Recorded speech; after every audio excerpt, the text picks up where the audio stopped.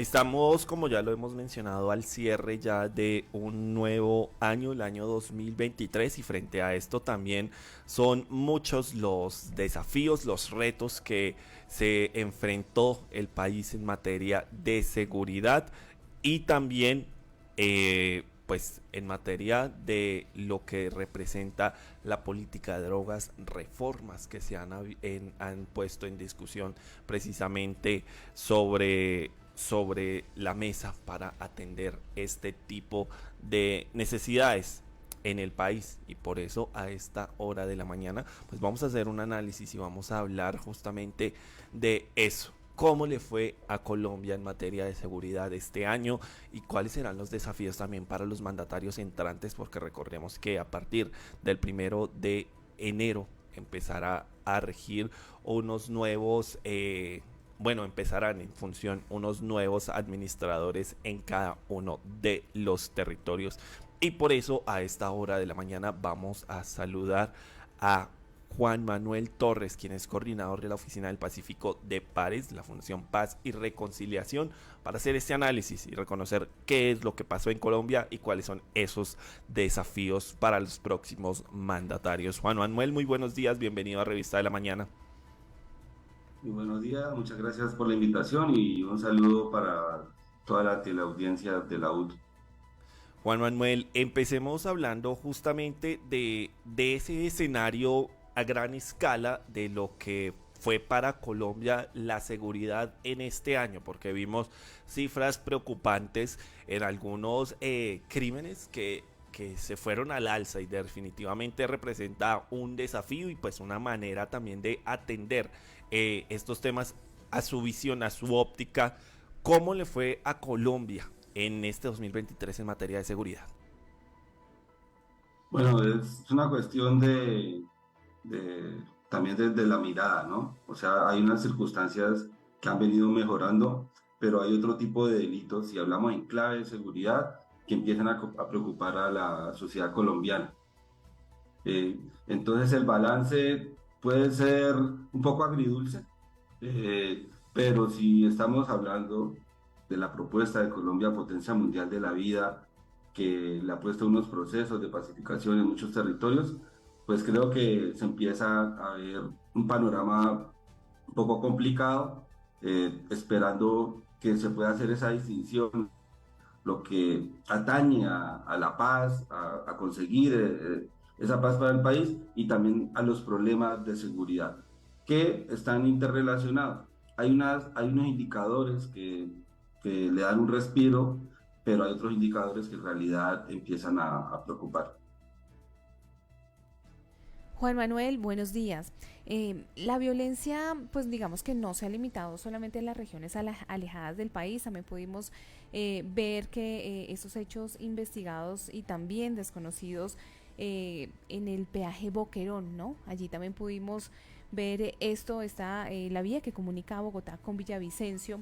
También hemos podido ver la aparición de pancartas alusivas al Frente 33 Gentil Duarte de las disidencias de las FARC en plena vía de Bogotá que conduce pues a La Calera. También ha encendido las alarmas, ¿no? Podríamos decir, Juan Manuel, que digamos estos hechos de violencia en estas regiones asociadas a los grupos con los que el gobierno está negociando pues sin mayores avances evidencia que la política de paz del Ejecutivo no va de la mano de las estrategias que garantizan la seguridad ciudadana y también el orden público en el país. Pues bueno, esa pregunta era como muy válida hace un tiempo, que no se veía una estrategia de seguridad que acompañara todos esos procesos de diálogo. Sin embargo, hemos notado que en los últimos 5 o 6 meses han habido unos cambios en la cúpula de la fuerza pública y en el tipo de acciones que se están haciendo. Eso implica una estrategia, como lo decía el presidente, de inteligencia, una nueva política para combatir el tema de las drogas y, por supuesto, lo que hay de telón de fondo es la paz total, que al ser tan abarcadora, uno confunde cualquier escenario de violencia que pasa en la esquina de tu casa o en tu barrio con la paz total.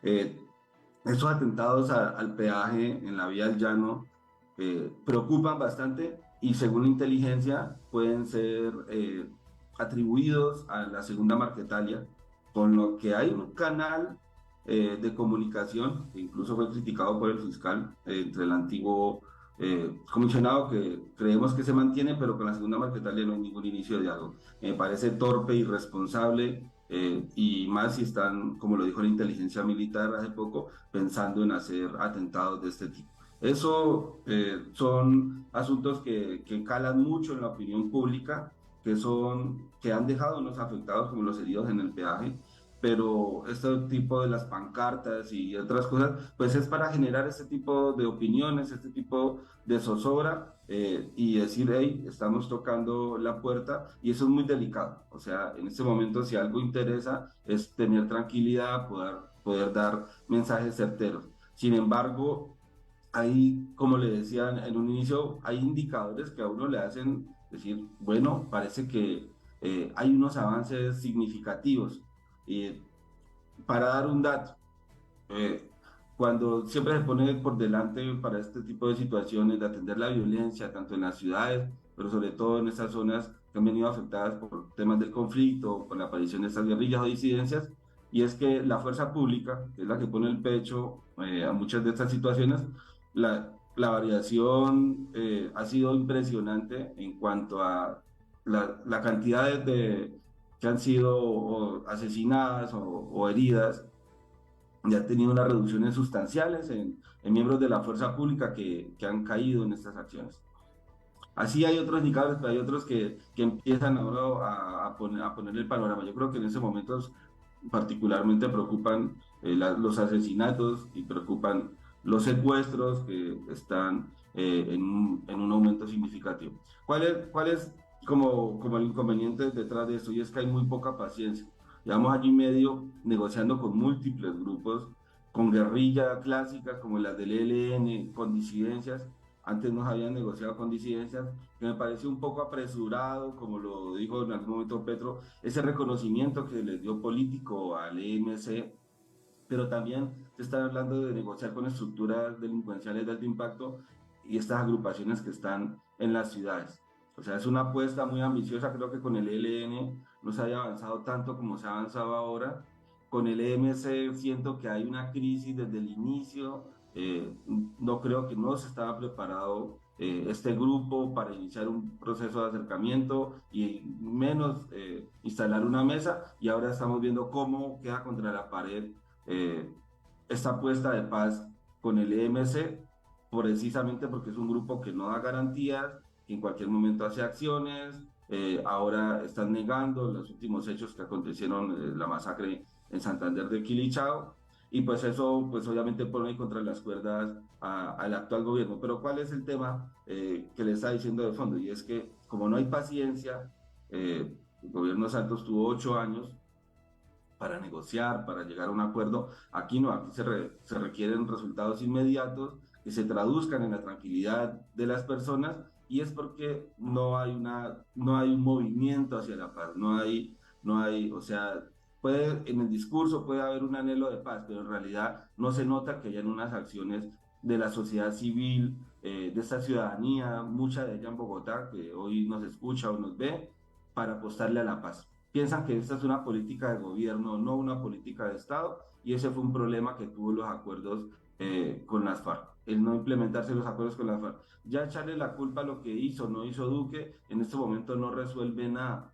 pero reconocer el deterioro, el no implementar el proceso con la ahora nos está dando un poco de estos resultados. Y que se cruce el crimen con lo político, con la negociación, pues hace que la gente se confunda, y como no hay paciencia, pues cualquier acción que se haga, digamos un atentado en Bogotá, no lo perdonaría la sociedad colombiana. Estos atentados que hicieron en el peaje causaron mucho, una pancarta en la vía hacia la Calera causa mucho temor. Entonces, eso ya son señales de que cualquier acción que llegue a tener un alto, un mediano perfil y que llegue a suceder, pues va a desestabilizar totalmente cualquier escenario de paz. Antes teníamos atentados, teníamos unas situaciones muy complicadas, pero pues había un anhelo, una meta de llegada. Ahora parece, y es triste decirlo, que el país en general no está acompañando esta apuesta de paz que parecería le corresponde presidente, al gobierno actual y a los movimientos sociales que siempre le han apostado a la paz o a esos territorios que reclaman porque en realidad están pasando unas situaciones muy difíciles que podemos ver en el Chocó, en el Bajo Cauca, en la frontera con Catatumbo, en el Putumayo o en el departamento del Cauca que nuevamente está llamando la atención. Juan Manuel, bajo esa mirada de lo que representan esas negociaciones con diferentes grupos por parte del gobierno nacional en esa búsqueda de la paz total, también hubo cambios y cambios importantes que me gustaría preguntarle si funcionaron y de alguna manera le dieron un tránsito distinto y un tránsito un poco más certero sobre estas negociaciones. Estamos hablando justamente del cambio del alto comisionado para la paz. Estamos hablando de Danilo Rueda, a cambio quien sale de esta dignidad para el ingreso de Oti Patiño. Y desde allí entonces me gustaría preguntarle si esta figura fue funcional justamente para esas negociaciones y también desde allí de un llamado que justamente se hacen por parte de organizaciones civiles y es la territorialización de la oficina del alto comisionado. No, bueno, Danilo Rueda fue un personaje inesperado, eh, que tuvo varias polémicas. Creo que la postura, la narrativa que él tiene, la mirada de la violencia desde una mirada estructural y ahora el afán de negociación por los impactos humanitarios que puede causar las victimizaciones de diferentes grupos. Es decir, ¿para qué nos ponemos a ver la ideología, el actuar de estos grupos si lo que importan son los impactos humanitarios? O si tenemos esta mirada, que esas violencias que han recogido todo, lo político, la corrupción, se ha recogido el narcotráfico, se ha recogido las violencias heredadas, en fin, todo este torrente de violencias hacia una paz total.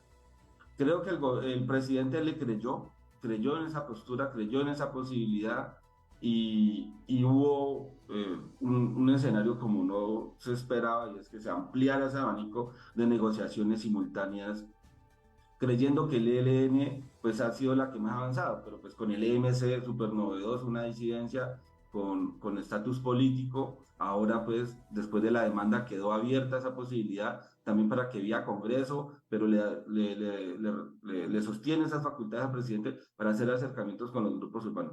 Creo que ese abarcar que además implicó hacia adentro en el gobierno, en la funcionalidad del gobierno, que el alto comisionado empezar a captar gran parte de las responsabilidades y el poder para implementar el acuerdo de paz, por ejemplo. O sea, se eliminaron unas altas consejerías y creo que eso no resultó bien. O sea, ahora nuevamente están reversando, pues ya no está Danilo Rueda, ya están empezando a crear unas figuras en el alto gobierno para apostarle a diferentes aspectos que en su momento había captado Danilo. Creo que Danilo no se supo comunicar bien, creo que insistió en su narrativa, tuvo muy poca capacidad de adaptación y creo que la forma de expresar sus ideas, las palabras que acompañan esos comunicados, pues para la poca paciencia y por la poca receptividad que tiene ese país no era la adecuada. Creo que la figura de Oti Patiño, con su experiencia, con su pragmatismo, con su humor, con sus palabras un poco más sopesadas, sin tener esas macro narrativas que de pronto tenía Danilo, le va a dar un poco más de cordura, postura a este proceso. Ahora no veo que haya mucha gente criticando a Danilo como en algún momento se hizo o lo hicimos. Creo que fue una apuesta loable, pero que no resultó bien. Ahí vemos a Danilo siguiéndole apostar a esos procesos que acompañó, pero en definitiva, más allá de lo que dijera, cuando uno estaba en territorio, lo que se veía era poca apertura, lo que se veía era hermetismo, un poco de improvisación, falta de método, él no comunicaba, pasaba por encima de las personas, incluso de la misma oficina, no sabían a qué responder, él hacía anuncios, como muchos que se han hecho y nunca se concretaron. Creo que él no es un gerente de la paz, él era un negociador de la paz pero él quiso ser el técnico, él quiso ser el negociador. Ahora creo que la figura de Oti Patiño oxigenó, por lo que por lo menos no se reciben ataques. El gobierno Petro sabe o debería saber que nadie le va a respaldar, sobar la espalda y decirle, hey, muy bien por el cambio. Y un ejemplo muy claro, todo el mundo se le fue encima al gobierno con el asesinato del alcalde de Huachine, pero esperaban que respondieran Twitter cuanto antes, fue impresionante. Pero a los 2 días capturan a uno de los eh, posibles responsables materiales. Se están dando cuenta que puede haber sido una muerte tan absurda como no atender un problema que hay gravísimo en la zona de Puerto Tejada, Padilla, Guachené, Villarrica, que está asociado a las pandillas, a los robos, a la piratería terrestre, a personas que hacen lo que quieran en estas carreteras y que posiblemente, según las primeras versiones que se conocieron por los medios, pudo haber sido en un enfrentamiento entre el escolta y este grupo pues, de criminales que asaltó a la caravana pues, del alcalde y una bala alcanzó al alcalde. O sea, no era un atentado, no, parece que no fue ninguna de las estructuras disidentes, ni una guerrilla, ni un grupo de alto impacto, sino que son estos grupos que están... Cuando se supo que se capturó y que posiblemente los móviles que atravesaban, pues nadie va a reconocer eso, o sea, que se trabajó rápido entre la fiscalía, entre el ejército, entre la policía para capturar a esas personas. No, pues, pero toca seguir hacia adelante y luego la gente del gobierno quiere toda hora que les estén reconociendo las acciones que hacen. Lastimosamente, mucho del capital político se perdió y es así que tienen que continuar. Con Oti Patiño ahora pues no creo que se recupere el capital político, pero se deja de perder o eso azaroso que había que alrededor de la figura de Danilo Rueda, que salió de una manera escueta pero que por lo menos en el ELN hay un debate público, termina el quinto ciclo de negociación, parece que hay unos avances y esperamos que se llegue pronto a lo que llaman en estas negociaciones un punto de no retorno. Coordinador, gracias por acompañarnos en Revista de la Mañana. Bueno, partiendo de eso, ¿no? Desde el poder político, desde el poder también de la misma Armada, de las Fuerzas Armadas, se ha tratado de recuperar cierto prestigio. Pues ahora que también se vuelve un poco más, digamos, de tendencia, un poco más también de hablar con la verdad después de las transiciones que han surgido a través de la JEP, también responsabilizar a los altos mandos de las Fuerzas Armadas, se ha perdido mucha credibilidad. Bajo esa premisa, ¿cómo ve ese panorama de lo que ha sucedido durante ese periodo? Y además, ¿qué es lo que va a seguir dándose a medida de ese prestigio o desprestigio que ha gestado pues, la cúpula militar? Bueno, las Fuerzas Armadas, Armada, Policía, eh, el Ejército y todas las expresiones que hay en Colombia están en un momento de transición, que ha sido una transición larga. Primero, todo lo que se batieron en la guerra y lo mucho que avanzaron para poder llegar a un escenario con las FARC, por ejemplo.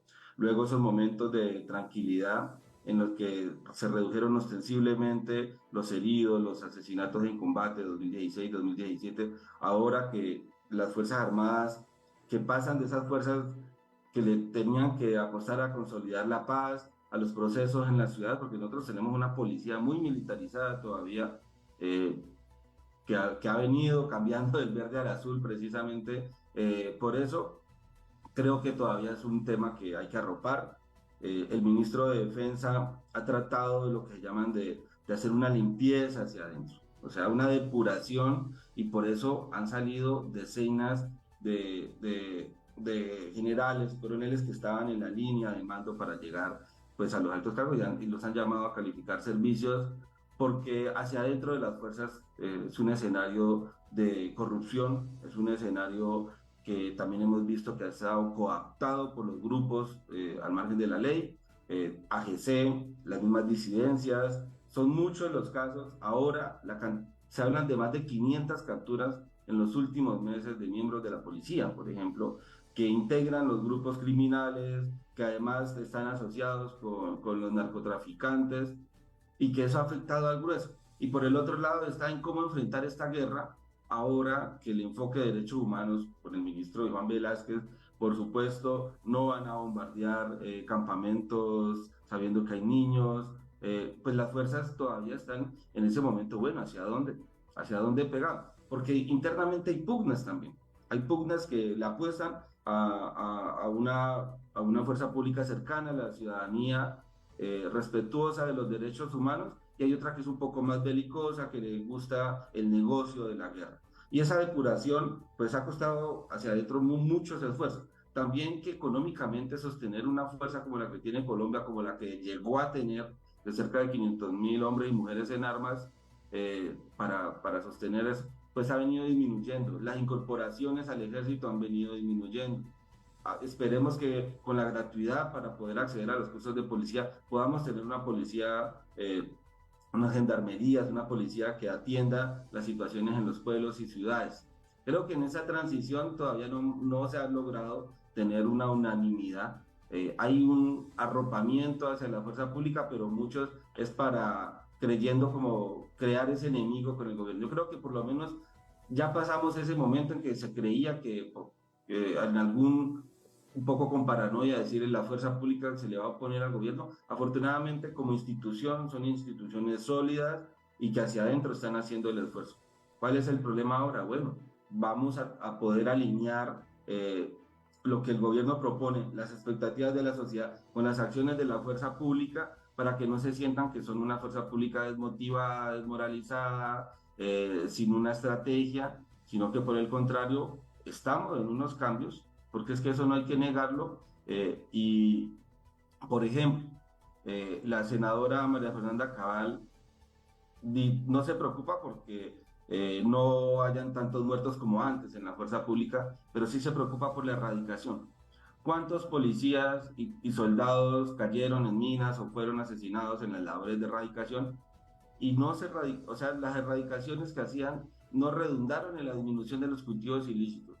Yo que soy del territorio puedo dar fe que nunca se había vivido una crisis cocalera como la que hay ahora, hace más de un año. Una crisis que ha afectado directamente las finanzas del narcotraficante, pero también del campesino productor de hoja de coca y las zonas cocaleras y todos los negocios. O sea, esa estrategia ha causado más crisis que la que hacía la fumigación o los procesos de erradicación. Pero pues en la narrativa está como que, no, es que ¿por qué no mandan al ejército, a la policía a erradicar? Pues son unos cambios de paradigmas en cuanto a cómo enfrentar temas de violencia, cómo enfrentar temas de seguridad, pero la población necesita, son realidades, necesitan temas concretos que le mejoren la calidad de vida. El problema es las narrativas que hay y que la fuerza pública empieza a tener un despliegue, una acción que en realidad uno vea una coherencia con lo que se viene diciendo en los discursos de parte del presidente, de parte del ministro Iván Velázquez, y que se tenga una fuerza pública fortalecida. Es necesario que tanto la policía como el ejército sean respetuosos de los derechos humanos, del derecho internacional humanitario, pero que se noten fortalecidos, que se noten con estrategia cercana al ciudadano y que esa desconfianza que pueden haber entre unos grupos y la fuerza pública se empiece nuevamente a tejer, porque pues necesitamos todos caminando hacia el mismo lado. Lastimosamente comprendemos que en los avatares políticos y en los escenarios electorales que se vienen, pues hay personas que le están apostando al fracaso, y al apostarle al fracaso, pues también están apostándole a que la fuerza pública todavía siga en este mar de incertidumbre, en estas pugnas internas, todavía sin tener una clarificación hacia dónde va a ser la estrategia.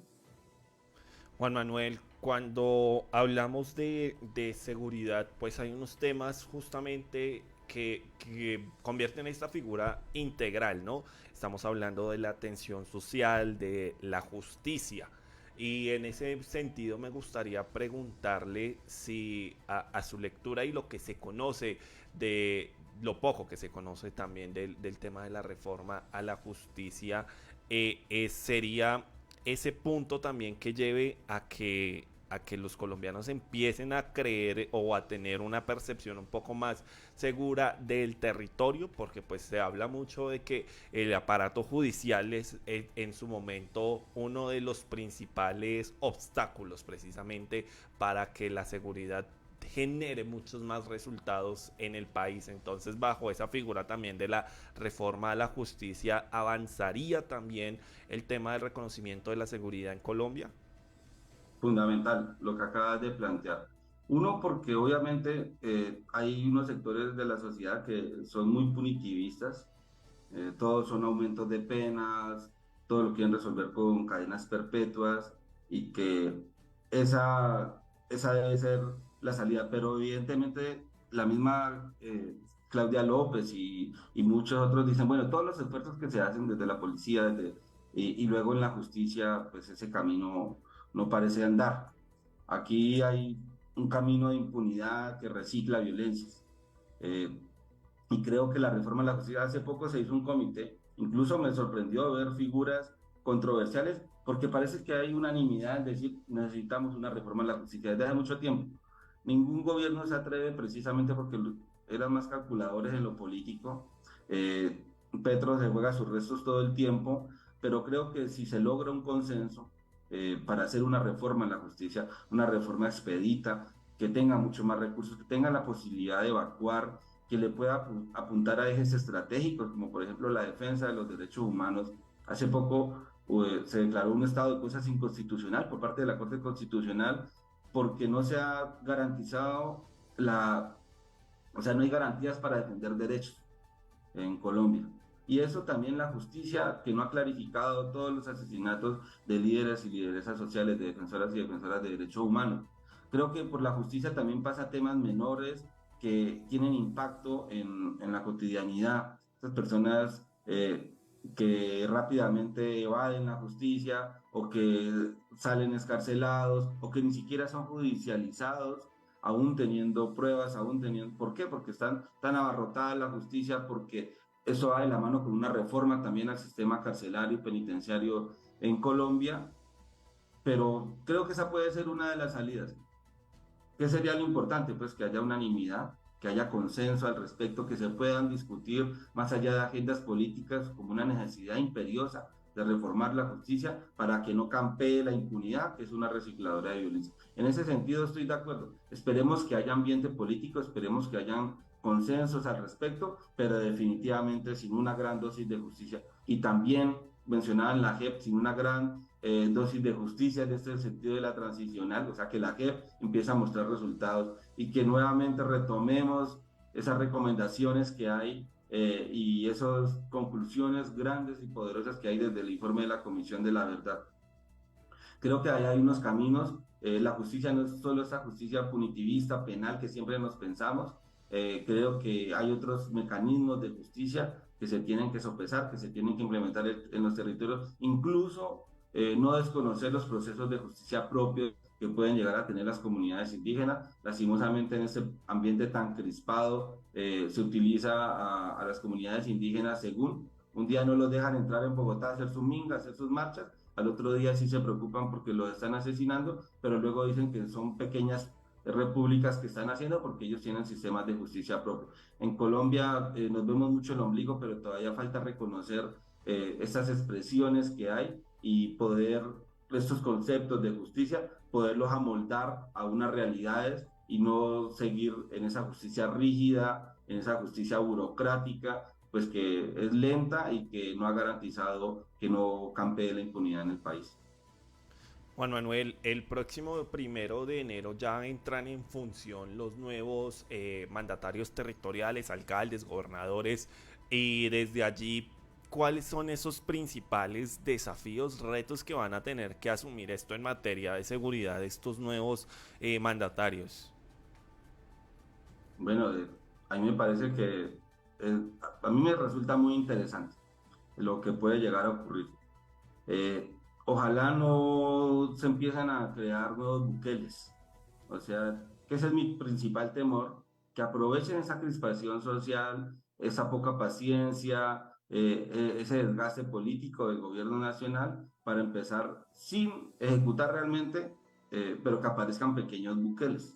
Hace poco el portal de La Silla Vacía mostraba unas cifras comparativas entre las 4 grandes ciudades y uno decía, bueno, a Jaime Pumarejo lo califican también, pero es donde más aumenta la deserción escolar, donde más aumentan los homicidios, donde más hay unas situaciones complicadas, y uno veía que en Medellín han bajado mucho los homicidios, por ejemplo. Pero la sensación es que la inseguridad está terrible, que las medidas, incluso hay algunos, o sea, diciendo, queremos conformar policías locales. Esa es una discusión que se viene en Colombia, pasar de una policía nacional a unas policías locales.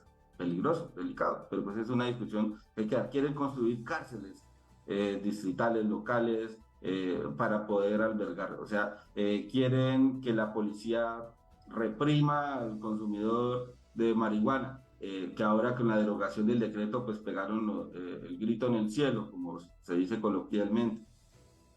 Y quieren pues que obviamente sea una policía cuidadora de la propiedad privada y que no hayan expresiones de protesta o menos cualquier amague de aparición nuevamente de un estallido, de unas primeras líneas. Creo que esos temores todavía están. Hace falta reconciliar mucho a la sociedad colombiana y estos mandatarios como el de Bucaramanga, que me han llamado la atención, como el de Cúcuta, Popayán, incluso el mismo Fico, que llegan con esa mirada de la mano dura y creo que el fenómeno Bukele está ahí. En las ciudades intermedias a veces tampoco les prestamos atención.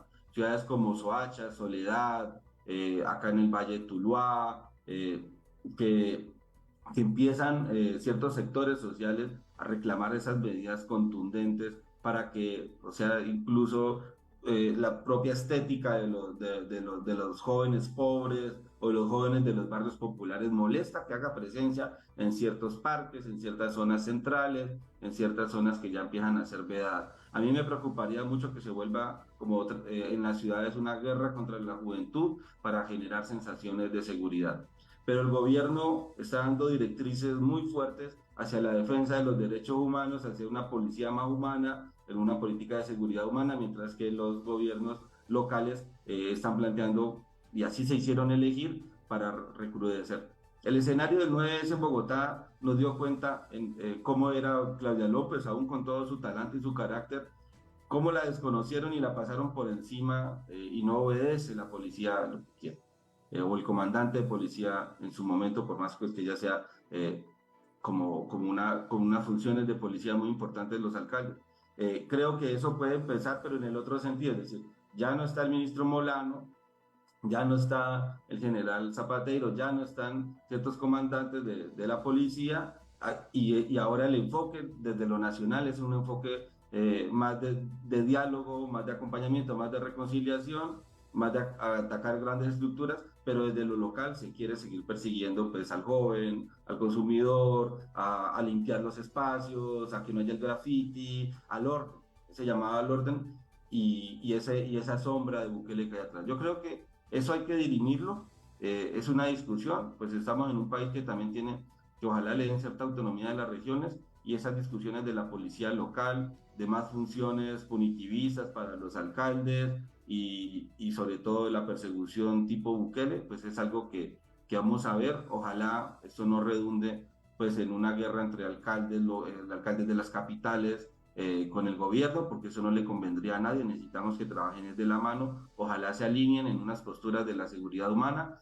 pero que también se atiendan esos llamados específicos de los municipios, sin que se llegue a un modelo como el que estamos viendo pues de mano súper dura con los jóvenes o cualquier expresión de violencia o pandillismo. Acá hay una política de jóvenes en paz, no, hay unos que quieren es jóvenes encarcelados porque pues creen que, y ahorita que hablábamos de la justicia, que creen que esa es la salida, y desde mi postura personal no creo que ese sea el camino, pero como analista yo creo que ese va a ser el escenario principal de discusión, porque hay una gran, lo que me parece es que se quedan en estas discusiones, pero la gran preocupación es cómo las estructuras del crimen organizado empiezan a hacerse más fuertes y empiezan casi que a gobernar espacios dentro de las ciudades, a ser amos y señores, dominar una calle, dominar una esquina, dominar un barrio, dominar una estructura, dominar el que roba, el tema de la extorsión, el monopolio de productos. Esas son las discusiones grandes que se deberían dar, es cómo ha mutado el crimen organizado en Colombia y cómo eso está afectando la vida cotidiana en la ciudad. Creo que por estar en esas posiciones un poco alejadas, no se han logrado dar esas discusiones, que son las discusiones importantes, que son las discusiones grandes. Sin el acopio, sin la colaboración ciudadana y el trabajo coordinado entre lo local y lo nacional, creo que podríamos, si no se logra esa articulación, estaríamos en un escenario de seguridad pues preocupante. Juan Manuel, muchísimas gracias por regalarnos estos minutos aquí en Revista de la Mañana, un análisis sobre pues ese escenario y el panorama de la seguridad en el país, los retos también que deberán asumir entonces los nuevos mandatarios de Colombia. Juan Manuel, muchísimas gracias por acompañarnos en Revista de la Mañana. Vale, gracias a ustedes por la invitación, Gustavo, a la UD, a la Universidad Distrital, y bueno, estaremos pendientes de estas discusiones para el próximo año. Claro que sí, ya son las 8 de la mañana, 57 minutos, seguimos al aire en Revista de la Mañana.